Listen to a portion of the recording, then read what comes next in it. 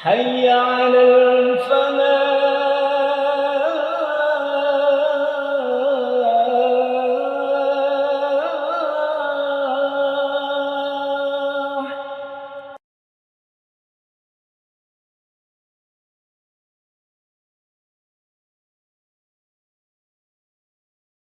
السلام عليكم ورحمة الله وبركاته. الحمد لله الذي لم يتخذ ولدا ولم يكن له شريك في الملك ولم يكن له ولي من الذل وكبره تكبيرا. أشهد أن لا إله إلا الله وحده لا شريك له إياه نعبد وإياه نستعين وأشهد أن محمدا عبده ورسوله المبعوث رحمة للعالمين. اللهم صل وسلم وبارك على هذا النبي الكريم والرسول العظيم ذي القلب الرحيم نبينا محمد وعلى آله وأصحابه أجمعين. أما بعد، فيا عباد الله، أوصيني وإياكم بتقوى الله. اتقوا الله وكونوا مع الصادقين. اتقوا الله وقولوا قولا سديدا. اتقوا الله وتزودوا فإن خير الزاد التقوى واتقون يا أولي الألباب. اتقوا الله لعلكم تفلحون. يا أيها الذين آمنوا اذكروا الله ذكرا كثيرا وسبحوه بكرة وأصيلا. Hadirin kaum muslimin jamaah Jum'ah rahimakumullah.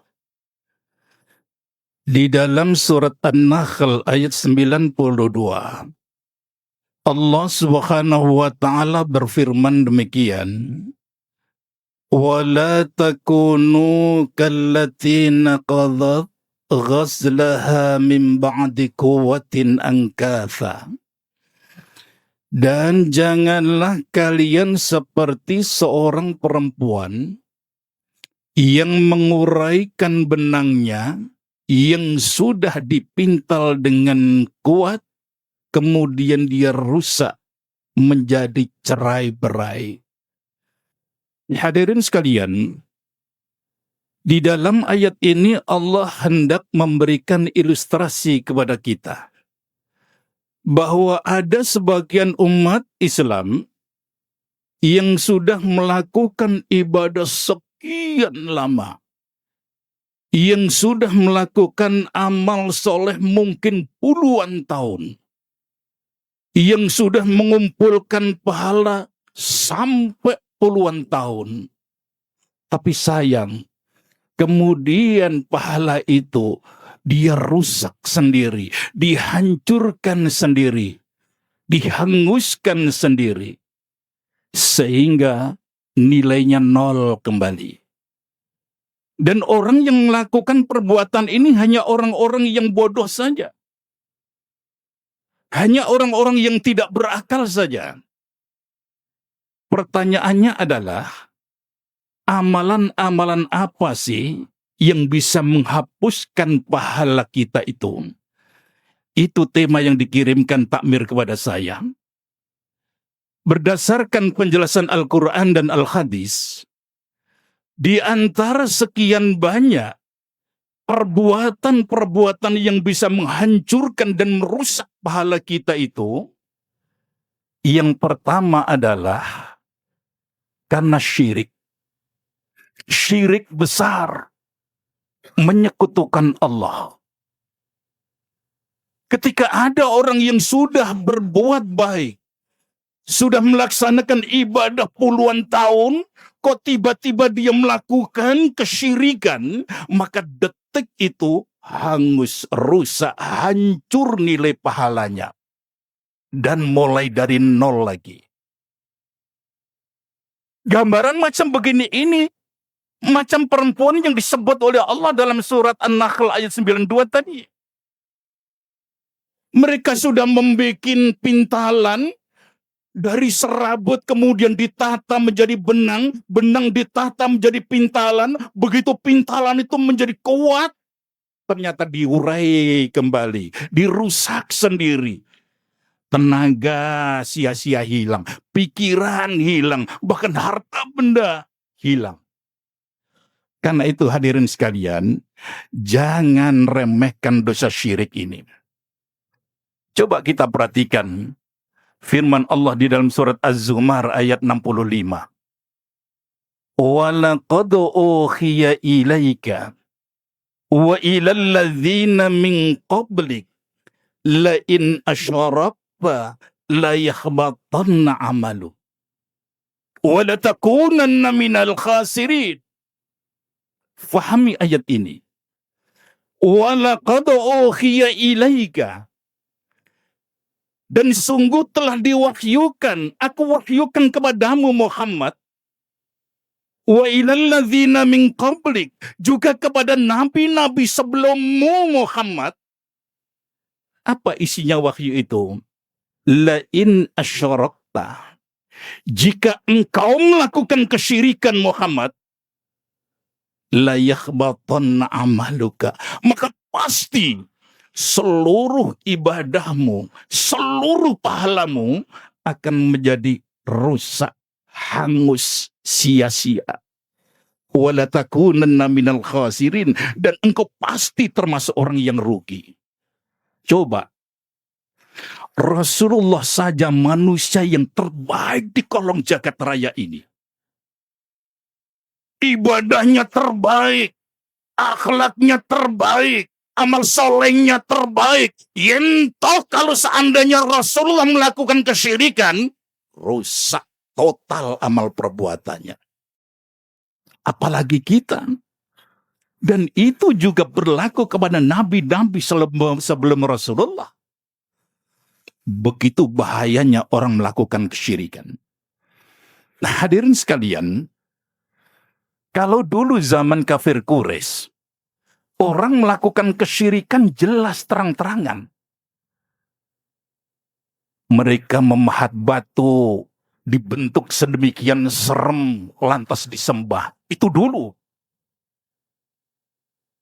Cari kayu yang terbesar, dia ukir, dia bentuk sedemikian rupa, kemudian dia sembah. Itu dulu. Mereka bikin adonan roti, dibentuk sedemikian rupa, kemudian mereka sembah. Itu dulu. Tapi zaman sekarang, orang melakukan kesyirikan, mulai yang terang-terangan, sampai yang samar-samar ada. Karena itu hati-hati, Pak. Sering kita saksikan, mau buka warung kecil-kecilan, kerusuk cari mbah dukun. Minta syarat itu dan ini. Awas, ini bagian dari kesyirikan. Mau buka bisnis, biar lancar, biar gur, cari mbah dukun, minta syarat itu dan ini, biar lancar urusannya. Itu bagian dari kesyirikan. Punya anak usia 30 tahun, belum juga datang jodohnya, kerusuk, minta jodoh, datang ke mbah dukun, minta syarat itu dan ini. Itu bagian dari kesyirikan. Awas, ibadah yang sudah kita lakukan puluhan tahun itu bisa hancur gara-gara melakukan kesyirikan ini. Karena itu, Allah semakin jelas menegaskan, innahu may yusyrik billah faqad harramallahu alaihil jannah wa ma'wahun nar. Jadi bagi siapa yang melakukan kesyirikan, menyekutukan Allah, maka pasti Allah haramkan mereka masuk surga. Allah pastikan mereka masuk neraka. Jelas itu dasar hukumnya. Bentengi diri kita, anak-anak cucu kita, jangan sampai melakukan kesyirikan. Yang kedua, hadirin sekalian, berdasarkan penjelasan Al-Quranul Karim, yang bisa merusak dan menghancurkan nilai ibadah kita adalah karena murtad,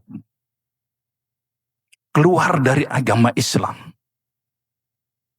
Orang yang sudah berada di dalam agama Islam, yang sudah melakukan ibadah puluhan tahun lamanya, begitu dia keluar dari Islam, total nol kembali. Rusak, hancur nilai ibadah yang sudah dilakukan puluhan tahun. Coba kita fahami. Di dalam surat Al-Baqarah ayat 217, Allah Subhanahu wa taala berfirman demikian.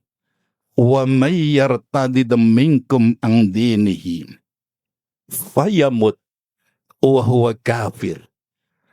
Barang siapa yang murtad dari agamanya, kemudian dia mati dalam keadaan kafir, apa ancaman Allah?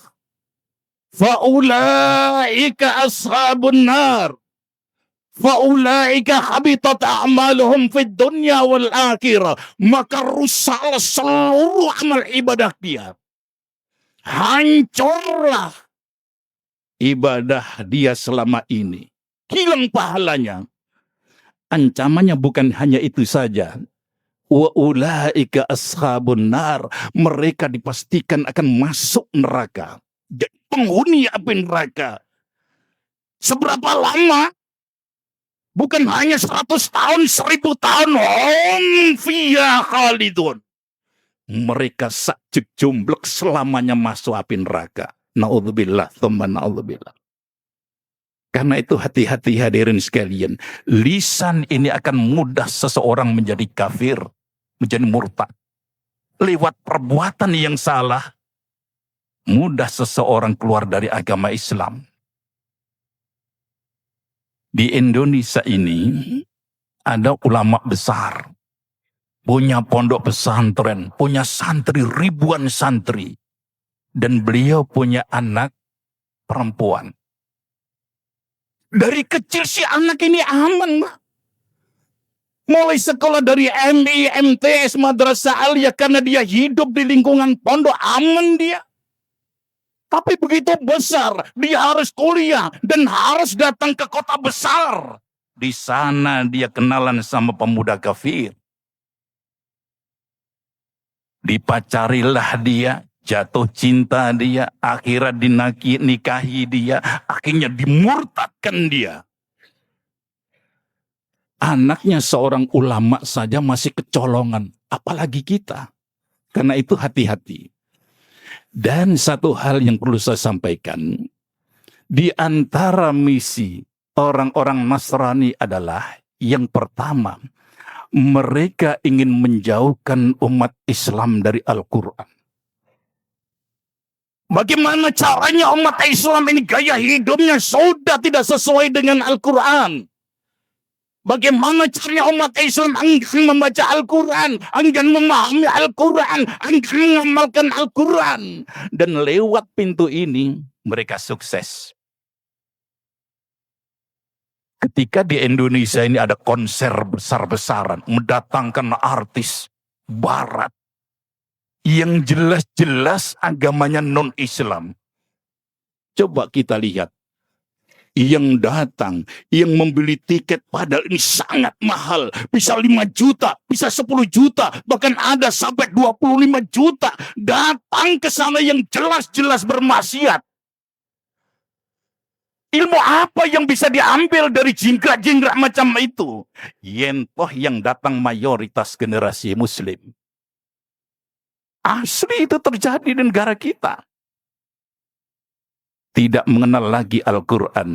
Tapi lihat ketika ada kajian-kajian Islami. Kajian-kajian tafsir. Sudah dipancing, ada sarapan, ada minum, ada snack. Pulang bawa sembako. Masih jarang yang datang. Asli terjadi ini, Pak. Yang kedua, misi kristenisasi itu termasuk mereka ingin menjauhkan umat Islam dari Islam. Bagaimana caranya umat Islam ini? Gaya hidupnya sudah tidak Islami lagi. Cara bertemannya, cara bicaranya, cara berumah tangganya. Dan lewat pintu ini mereka sukses. Mengucapkan salam sudah enggan, berdoa mau tidur sudah enggan. Ini asli terjadi, Pak. Kalau sudah pintu kedua dihajar habis, masuk pintu yang ketiga, mereka akan mengeluarkan umat Islam dari Islam. Karena sudah jauh dari Al-Quran, karena sudah jauh dari tatanan yang Islami yang diajarkan oleh Rasulullah, maka nanti akan otomatis dia akan mati dalam keadaan kafir. Karena itu bentengi anak kita, Pak. Yang ketiga, termasuk amal perbuatan yang bisa merusak nilai pahala itu adalah karena kufur, Pak. Kufur kepada Allah. Coba kita simak dasar hukumnya. Di dalam surat Al-Maidah ayat 5, Allah Subhanahu wa taala berfirman demikian. Wa may yakfur bil iman faqad khabita 'amaluhu wa huwa fil akhirati minal khasirin. Dan barang siapa yang kufur setelah beriman, faqad khabita 'amaluhu, maka seluruh nilai ibadahnya, seluruh nilai pahalanya selama ini hancur, hangus, sia-sia, habis semuanya. Dan itu dia akan menjadi orang yang sangat rugi. Ini jarang difahami, Pak. Orang kufur itu yang pertama ada kemungkinan karena mengingkari. Yang diingkari apa? Yang diingkari adalah pokok-pokok agama Islam. Ketika ada orang yang mengingkari rukun iman, rukun Islam, maka detik itu dia telah melakukan kekufuran yang sangat besar. Ketika orang tidak percaya, ngaku Islam, tapi ada sebagian ayat Al-Quran yang diingkari, maka detik itu dia telah melakukan kekufuran yang besar. Termasuk mengingkari adanya syariat yang Allah datangkan kepada kita. Yang kedua, ada orang kufur itu karena faktor sombong. Sombong. Dia mah Islam, tapi enggan melakukan perintah Allah. Macam sombongnya iblis. Iblis tahu bahwa sang penguasa, yang Tuhan itu Allah. Tapi giliran untuk sujud kepada Nabi Adam, dia tolak. Dan itu karena faktor sombong. Beda halnya ketika ada orang yang meninggalkan sebagian sholat, tapi karena ketidaktahuan. Bukan karena faktor sombong. Beda. Kalau faktor sombong, ini yang membuat amal ibadah itu hangus, rusak. Dan yang ketiga, ada kalanya orang kufur itu karena faktor mencela, nyacat, menghina, mengolok-olok. Yang diolok-olok apa? Agama. Yang diolok-olok apa? Al-Quran. Yang diolok-olok apa? Syariat agama Islam. Kalau itu terjadi, maka detik itu dia telah melakukan kekufuran yang besar. Dan konsekuensinya, pahala yang selama ini mereka lakukan hilang total. Yang keempat, berdasarkan penjelasan hadis Rasulullah SAW, termasuk perbuatan yang bisa menghancurkan amal ibadah adalah karena faktor menzalimi orang lain. Ketika di dunia ada orang menzalimi orang lain dan sampai dia mati urusan belum selesai, demi Allah nanti di alam akhirat mereka akan menjadi orang yang muflis, kata Rasulullah, bangkrut. Ada dalam satu riwayat Imam Muslim, Rasulullah menyampaikan pertanyaan kepada para sahabat, wahai para sahabat, tahukah kalian siapa sih orang yang bangkrut itu? Atadruna manil muflis? Logika para sahabat, kalau menurut kami ya Rasul, orang yang bangkrut itu orang yang tidak punya duit, tidak punya barang yang berharga. Kata Rasulullah, orang yang bangkrut itu adalah orang yang nanti di alam akhirat datang dengan membawa banyak bekal. Bekal pahala. Bekal pahala dari sholatnya, dari hajinya, dari puasanya, dari sodakonya. Tapi dalam satu sisi, mereka juga membawa beban dosa yang besar. Orang-orang akan datang kepada dia. Ya Allah, ya Rab, kenapa dia masuk surga ya Allah? Padahal ini dulu pernah mendolimi saya ketika di dunia. Dan sampai dia mati belum selesai urusannya.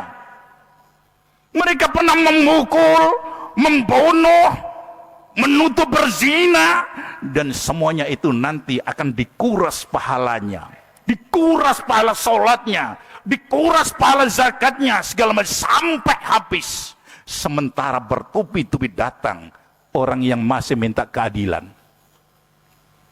Awas terhadap koruptor kelas wahid ini, yang punya anak buah banyak, yang menguras duit rakyat. Kalau sampai hidup di dunia tidak selesai, demi Allah kalian bisa lolos dari dunia, tapi di alam akhirat nanti tidak akan bisa lolos. Dan ini tobat yang sulit, Pak. Bagaimana mau minta maaf kepada rakyat Indonesia yang banyak segini? Sulit. Demi Allah saya katakan, mereka pasti di alam akhirat nanti akan dimintai pertanggungan jawab oleh Allah Subhanahu wa taala.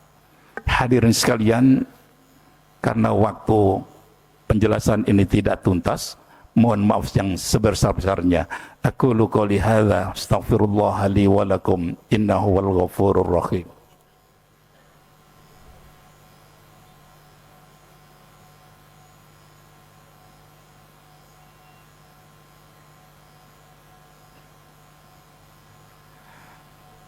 Alhamdulillahilladzi ja'alana wa iyyakum min ibadihil muttaqin.